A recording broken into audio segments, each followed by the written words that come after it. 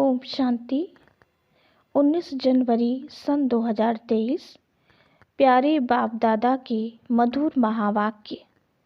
मीठे बच्चे, साकार शरीर को याद करना भी भूत अभिमानी बनना है, क्योंकि शरीर 5 भूतों का है। तुम्हें तो देही अभिमानी बन एक विदेही बाप को याद करना है। प्रश्न: सबसे सर्वोत्तम कार्य कौन सा है जो बाप ही करते हैं? उत्तर: सारी तमो प्रधान सृष्टि को सतो प्रधान सदा सुखी बना देना, यह है सबसे सर्वोत्तम कार्य जो बाप ही करते हैं। इस ऊंचे कार्य के कारण उनके यादगार भी बहुत ऊंचे ऊंचे बनाए हैं। दूसरा प्रश्न: किन 2 शब्दों में सारे ड्रामा का राज आ जाता है? उत्तर: पूज्य और पुजारी। जब तुम पूज्य हो तब पुरुषोत्तम हो, फिर मध्यम कनिष्ठ बनते। माया पूज्य से पुजारी बना देती है। गीत महफिल में जल उठी समा। ओम शांति। भगवान बैठ बच्चों को समझाते हैं कि मनुष्य को भगवान नहीं कहा जा सकता। ब्रह्मा विष्णु शंकर का भी चित्र है, उनको भगवान नहीं कह सकते। परमपिता परमात्मा का निवास उनसे भी ऊंच है, उनको ही प्रभु ईश्वर भगवान आदि कहते हैं।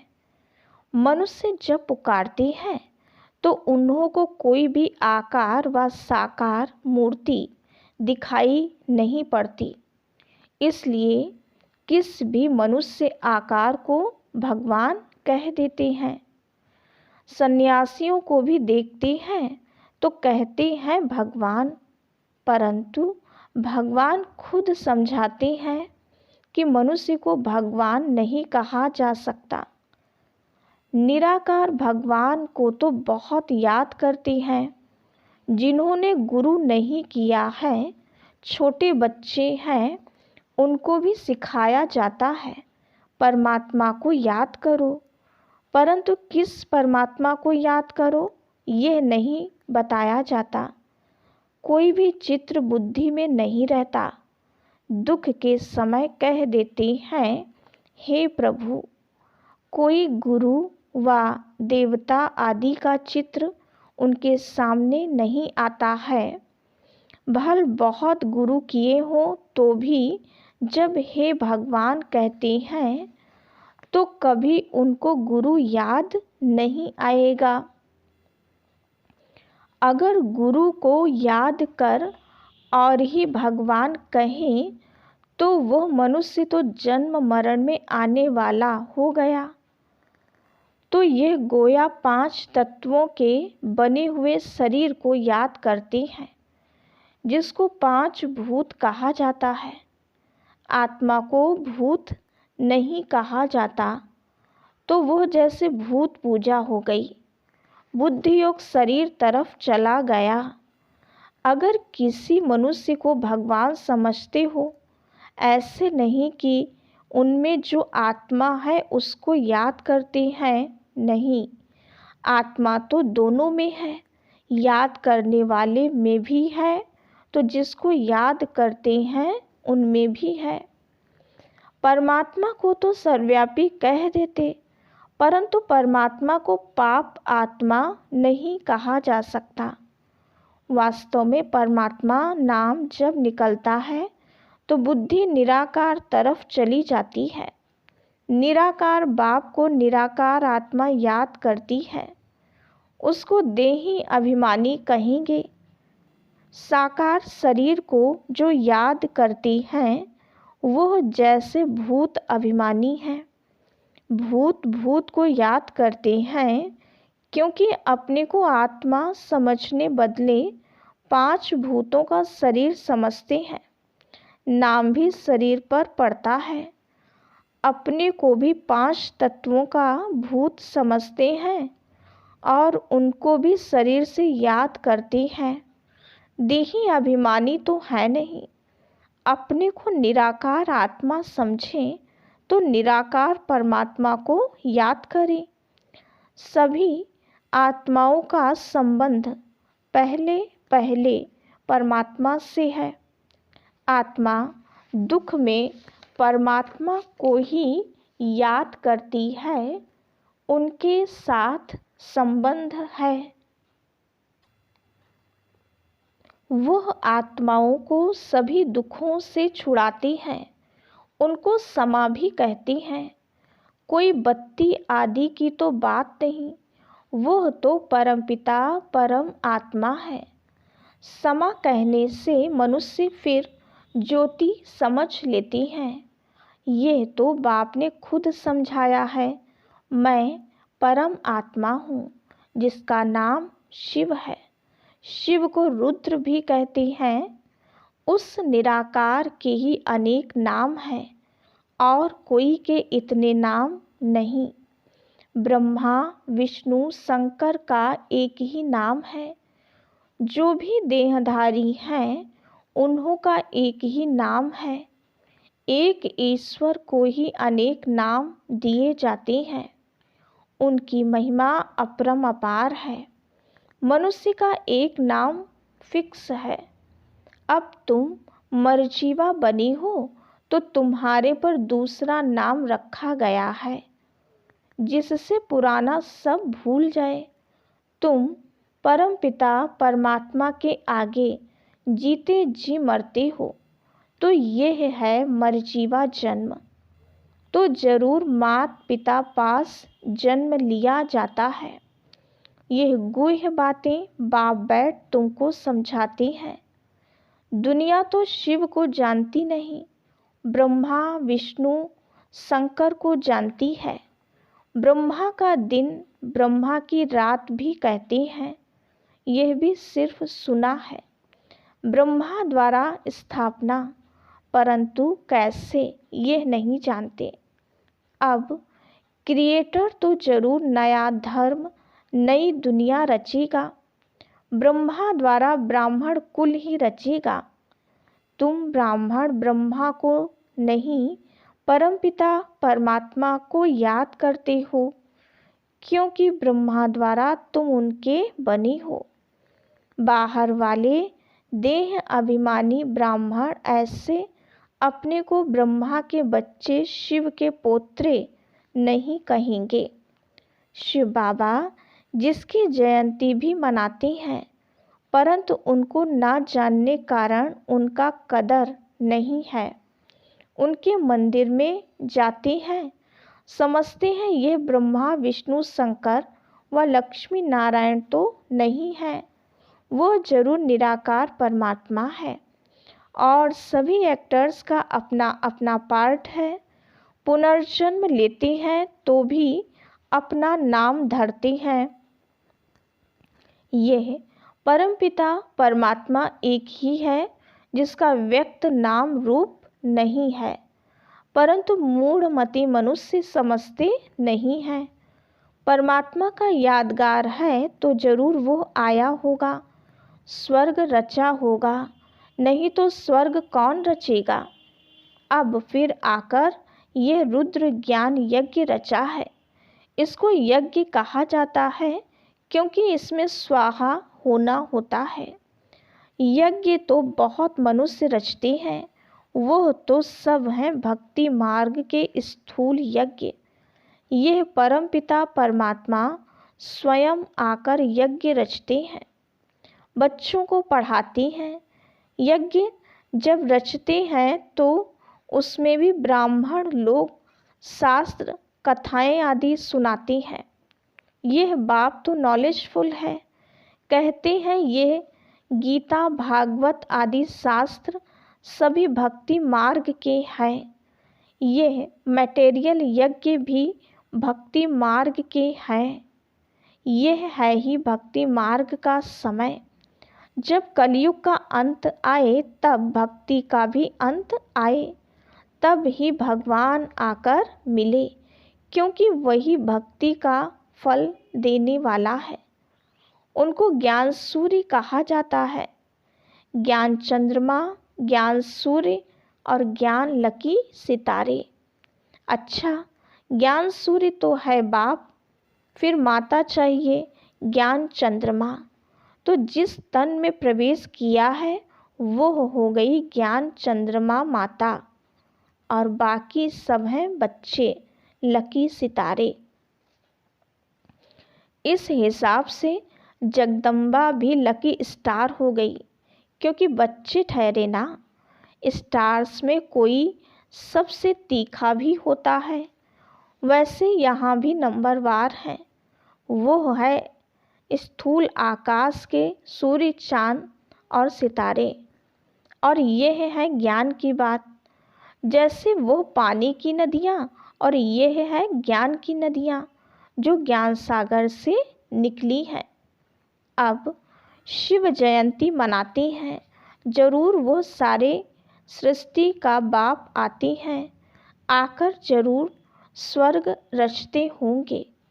बाप आते ही हैं आदि सनातन देवी देवता धर्म की स्थापना करने, जो प्रायः लोप हो गया है। गवर्नमेंट भी कोई धर्म को नहीं मानती है, कहते हैं हमारा कोई धर्म नहीं। ये ठीक कहते हैं। बाप भी कहते हैं भारत का आदि सनातन देवी देवता धर्म प्रायः लोप है। धर्म में ताकत रहती है। भारतवासी अपने दैवी धर्म में थे तो बहुत सुखी थे। वर्ल्ड ऑलमाइटी अथॉरिटी राज्य था, पुरुषोत्तम राज्य करते थे। श्री लक्ष्मी नारायण को ही पुरुषोत्तम कहा जाता है। नंबरवार ऊंच नीच तो होते हैं, सर्वोत्तम पुरुष, उत्तम पुरुष, मध्यम, कनिष्ठ पुरुष तो होते ही हैं। पहले पहले सभी से सर्वोत्तम पुरुष जो बनते हैं वही फिर मध्यम कनिष्ठ बनते हैं। तो लक्ष्मी नारायण हैं पुरुषोत्तम, सभी पुरुषों में उत्तम। फिर नीचे उतरते हैं तो देवता से क्षत्रिय, क्षत्रिय से फिर वैश्य, शूद्र, कनिष्ठ बनते हैं। सीता राम को भी पुरुषोत्तम नहीं कहेंगे। सभी राजाओं के राजा सर्वोत्तम सतोप्रधान पुरुषोत्तम हैं, लक्ष्मी नारायण। ये सब बातें तुम्हारी बुद्धि में बैठी हैं। कैसे यह सृष्टि का चक्र चलता है। पहले पहले उत्तम, फिर मध्यम, कनिष्ठ बनते हैं। इस समय तो सारी दुनिया तमोप्रधान है, यह बाप समझाते हैं, जिसकी अब जयंती मनाएंगे। तुम बता सकते हो कि आज से 5000 वर्ष पहले परमपिता परमात्मा शिव पधारे थे, नहीं तो शिव जयंती क्यों मनाते। परमपिता परमात्मा जरूर बच्चों के लिए सौगात ले आएंगे और जरूर सर्वोत्तम कार्य करेंगे। सारी तमोप्रधान सृष्टि को सतोप्रधान सदा सुखी बनाते हैं। जितना ऊंच है उतना ऊंच यादगार भी था, जिस मंदिर को लूट कर ले गए। मनुष्य चढ़ाई करते ही हैं धन के लिए, फॉरेन से भी आए धन के लिए। उस समय भी धन बहुत था, परंतु माया रावण ने भारत को कौड़ी तुल्य बना दिया है। बाप आकर हीरे तुल्य बनाते हैं। ऐसे शिव बाबा को कोई भी नहीं जानती है। कह देते सर्वव्यापी है, यह कहना भी भूल है। नैया पार करने वाला सतगुरु एक है, डुबोने वाले अनेक हैं। सभी विषय सागर में डूबे हुए हैं, तब तो कहते हैं इस असार संसार विषय सागर से उस पार ले चलो जहाँ क्षीर सागर है। गाया भी जाता है कि विष्णु क्षीर सागर में रहते थे।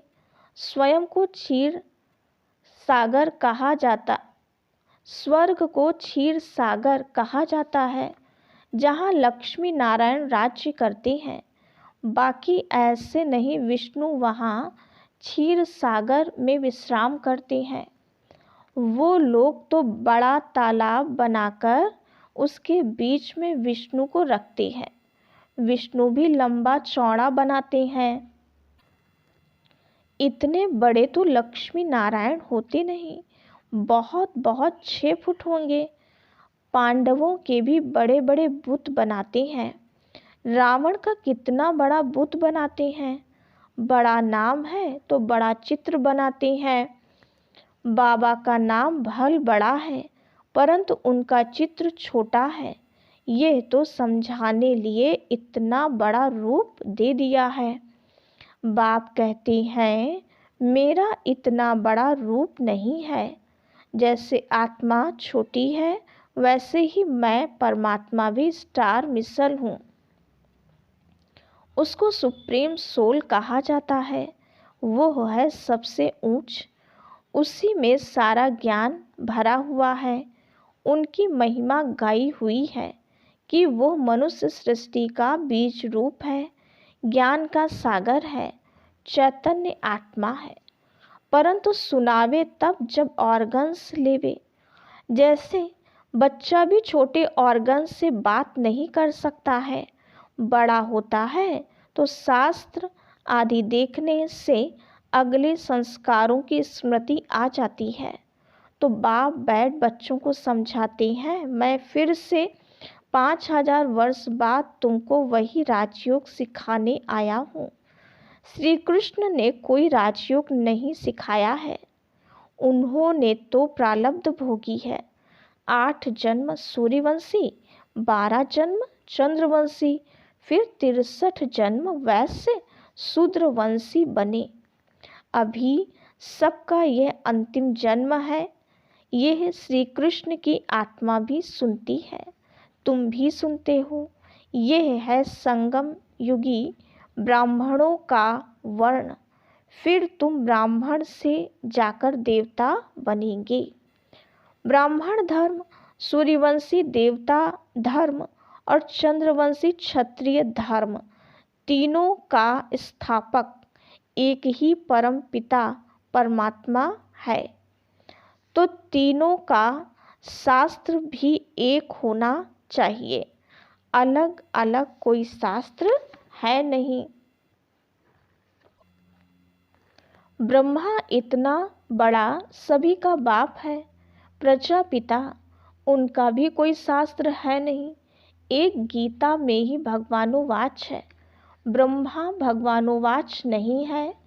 यह है शिव भगवानोवाच ब्रह्मा द्वारा, जिससे शूद्रों को कन्वर्ट कर ब्राह्मण बनाया जाता है। ब्राह्मण ही देवता और जो नापास होते हैं वो क्षत्रिय बन जाते हैं। 2 कला कम हो जाती है। कितना अच्छी रीति समझाते हैं। ऊंचते ऊंच है परमपिता परमात्मा, फिर ब्रह्मा विष्णु शंकर, उनको भी पुरुषोत्तम नहीं कहेंगे। जो पुरुषोत्तम बनते हैं वही फिर कनिष्ठ भी बनते हैं। मनुष्यों में सर्वोत्तम है लक्ष्मी नारायण, जिसके मंदिर भी हैं, परंतु उनकी महिमा को कोई जानते नहीं है, सिर्फ पूजा करते रहते हैं। अब तुम पुजारी से पूज्य बन रहे हो, माया फिर पुजारी बना देती है। ड्रामा ऐसा बना हुआ है, जब नाटक पूरा होता है तभी मुझे आना पड़ता है। फिर वृद्धि होना भी ऑटोमेटिकली बंद हो जाता है।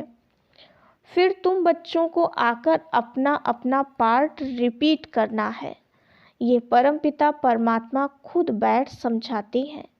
जिसकी जयंती भक्ति मार्ग में मनाते हैं, यह तो मनाते ही रहेंगे। स्वर्ग में तो कोई की भी जयंती नहीं मनाते हैं।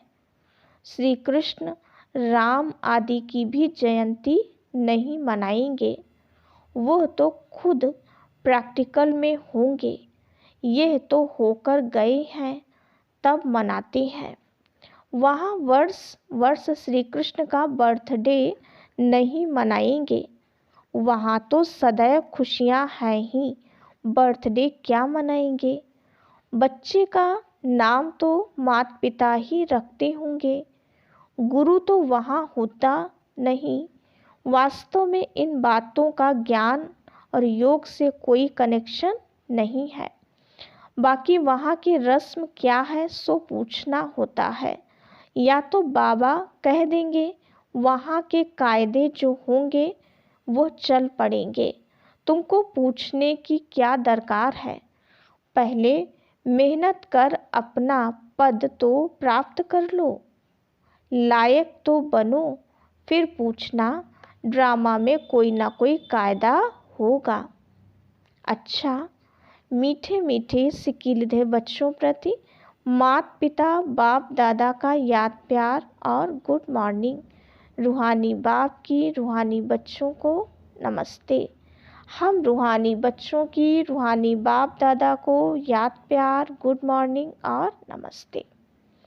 धारणा के लिए मुख्य सार। पहली पॉइंट, अपने को निराकार आत्मा समझ निराकार बाप को याद करना है, किसी भी देहधारी को नहीं। मर्जीवा बन पुरानी बातों को बुद्धि से भूल जाना है। दूसरी पॉइंट, बाप के रचे हुए इस रुद्र यज्ञ में संपूर्ण स्वाहा होना है। शूद्रों को ब्राह्मण धर्म में कन्वर्ट करने की सेवा करनी है। वरदान, दिनचर्या की सेटिंग और बाप के साथ द्वारा हर कार्य एक्यूरेट करने वाले विश्व कल्याणकारी भव। दुनिया में जो बड़े आदमी होते हैं उनकी दिनचर्या सेट होती है। कोई भी कार्य एक्यूरेट तब होता है जब दिनचर्या की सेटिंग हो। सेटिंग से समय, एनर्जी सब बच जाते हैं। एक व्यक्ति 10 कार्य कर सकता है, तो आप विश्व कल्याणकारी जिम्मेवार आत्माएं हर कार्य में सफलता प्राप्त करने के लिए दिनचर्या को सेट करो और बाप के साथ सदा कंबाइंड होकर रहो। 1000 भुजाओं वाला बाप आपके साथ है तो एक कार्य के बजाय 1000 कार्य एक्यूरेट कर सकते हो। स्लोगन, सर्व आत्माओं प्रति शुद्ध संकल्प करना ही वरदानी मूर्त बनना है। ओम शांति।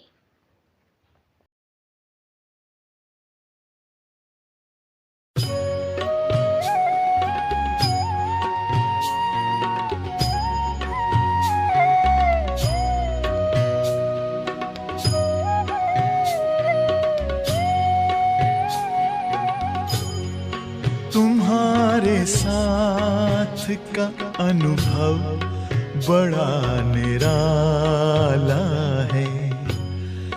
तुम्हारे साथ का अनुभव बड़ा निराला है। मिले न स्वर्ग में वो सुख लुटाने वाला है। तुम्हारे साथ का अनुभव बड़ा निराला है।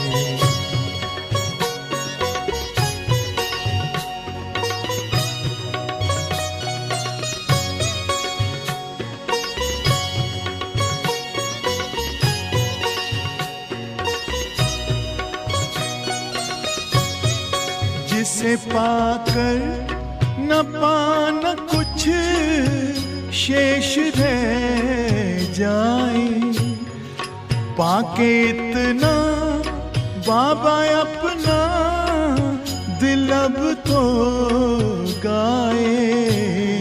साथ अपने है जग का जो रखवाला है। तुम्हारे साथ का अनुभव बड़ा निराला है।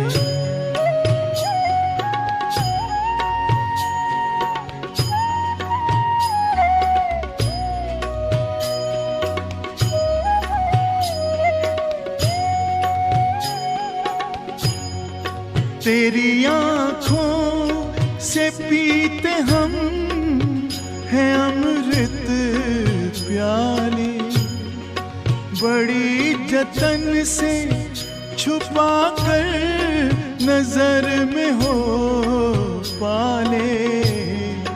तुम्हारे याद के मोती गले की माला है, तुम्हारे साथ का अनुभव बड़ा निराला है।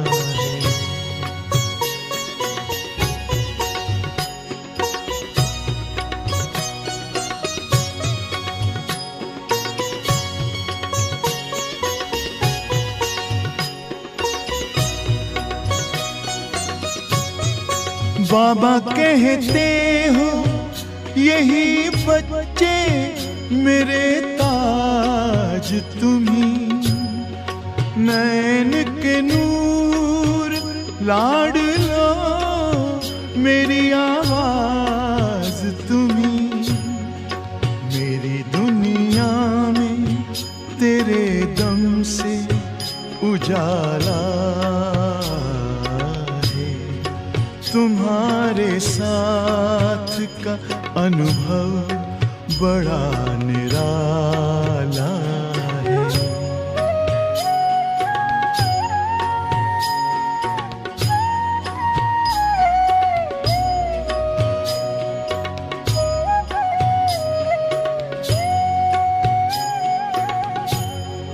तेरी नजर का असर दिल ने तुम्हें जान लिया, दिल ने दिल में ही अपना तुझे सब मान लिया। दिल के ताऊस तख्त पर तू दिल वाला है, तुम्हारे साथ का अनुभव बड़ा निराला है। मिले न स्वर्ग में वो सुख लुटाने वाला है, तुम्हारे साथ का अनुभव बड़ा निराला